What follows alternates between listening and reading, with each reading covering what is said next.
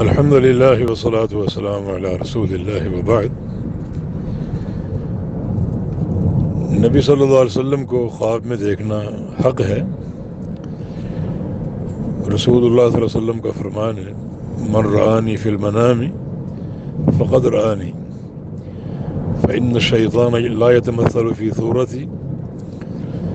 جس نے مجھے خواب میں دیکھا اس نے مجھے ہی دیکھا، شیطان میری شکل میں آ ہی نہیں سکتا۔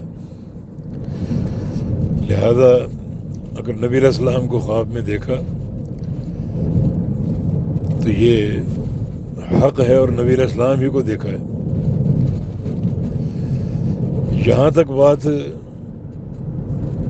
ان لوگوں کے تعلق سے ہے جنہوں نے نبی علیہ السلام کی صحبت کا شرف پایا اور آپ صلی اللہ علیہ وسلم کو دیکھا، یقیناً جب وہ خواب میں دیکھیں گے تو وہ پہچان جائیں گے کہ یہ آپ ہی ہیں۔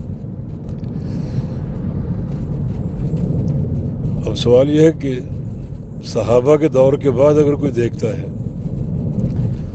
تو وہ کیسے پہچانے کہ یہ نبی علیہ السلام ہیں؟ شیطان کسی اور کی صورت دھار کے آ سکتا ہے خواب میں اور کہہ سکتا ہے کہ میں نبی ہوں، نعوذ باللہ، تو ان کے لیے پہچاننا ممکن نہیں۔ صرف ایک ہی صورت ہے، جیسا کہ عبداللہ بن عباس کی حدیث صحیح مسلم میں کہ ایک شخص نے ان سے کہا کہ میں نے رات نبی علیہ السلام کو خواب میں دیکھا، وہ تابعی تھا۔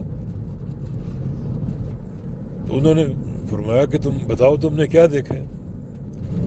آپ صلی اللہ علیہ وسلم کا حلیہ مبارک اور آپ کا چہرہ انور کیسا تھا بتاؤ۔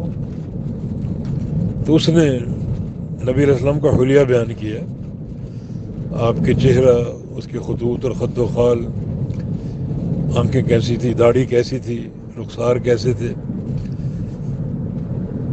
جب یہ بیان کیا تو عبداللہ بن عباس نے فرمایا لقد رأیت رسول اللہ صلی اللہ علیہ وسلم حقا، کہ تم نے واقعتاً نبی علیہ السلام ہی کو دیکھا۔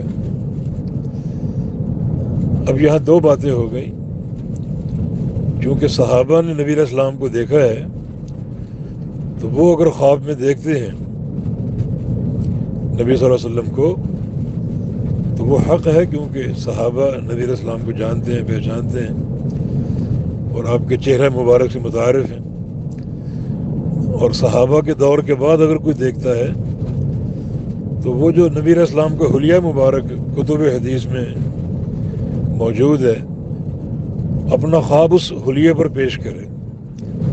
اگر اس کے مطابق ہے تو اس نے بالکل حق نبی علیہ السلام کو دیکھا ہے، اور اگر اس کے مطابق نہیں ہے تو پھر نہیں دیکھا۔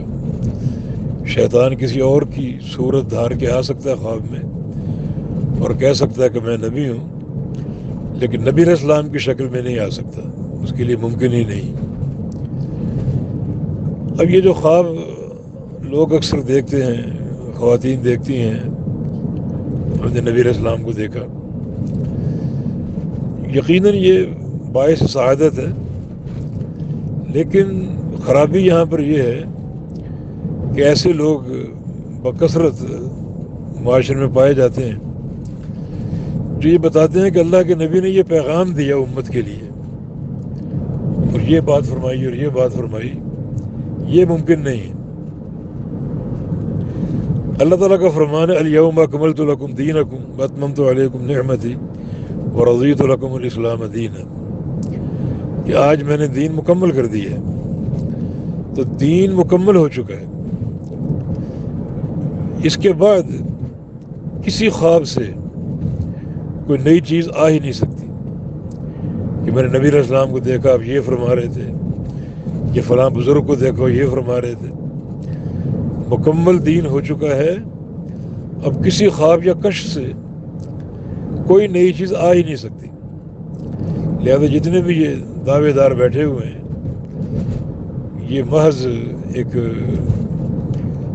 امت کو ورگلانے اور گمراہ کرنے کے راستے پر چل رہے ہیں، اور یہ لوگ چاہتے ہیں کہ ہماری شہرت ہو اور پھر لوگوں سے نذرانے وصول کریں۔ تو یہ بھی ایک نعوذ باللہ، اللہ معاف کرے، کچھ لوگوں کا کاروبار بن چکا ہے۔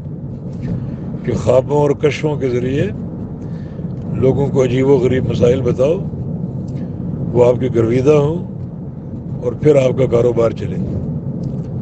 یہ کرونا وائرس کے حوالے سے جو ایک چیز بتائی گئی وہ بھی ایک نئی چیز ہے۔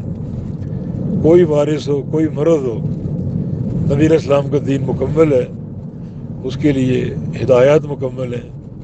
سورہ فاتحہ کے بارے میں فرمان ہے نعمت الرقیہ، وہ بہترین دم ہے۔ اور جو بعض اذکار ہیں آپ کی، بسم اللہ الذی لا یضر مع اسمہ شیء فی الارض ولا فی السماء وهو السمیع العلیم، یہ آپ کی تعلیم سے ثابت ہے۔ اس کے بعد یہ کہنا کہ یعنی فلاں خواب سے ہمیں یہ چیز پتہ چلی اور وہ چیز پتہ چلی، کوئی اس کی حیثیت نہیں۔ دین مکمل ہو چکا ہے، اور ایک خواب کے جھوٹا ہونے کے لیے یہی کافی ہے کہ آپ خواب میں کوئی ایسی چیز دیکھیں جو دین میں نہیں ہے، کتاب و سنت میں نہیں ہے، دین سے زائد ہے اور دین سے ہٹ کر ہے، ایسی چیز دیکھیں تو وہی کافی ہے اس خواب کے جھوٹا ہونے کے لیے۔ واللہ ولی توفیق۔ السلام علیکم ورحمۃ اللہ۔ کہاں جا رہے ہیں؟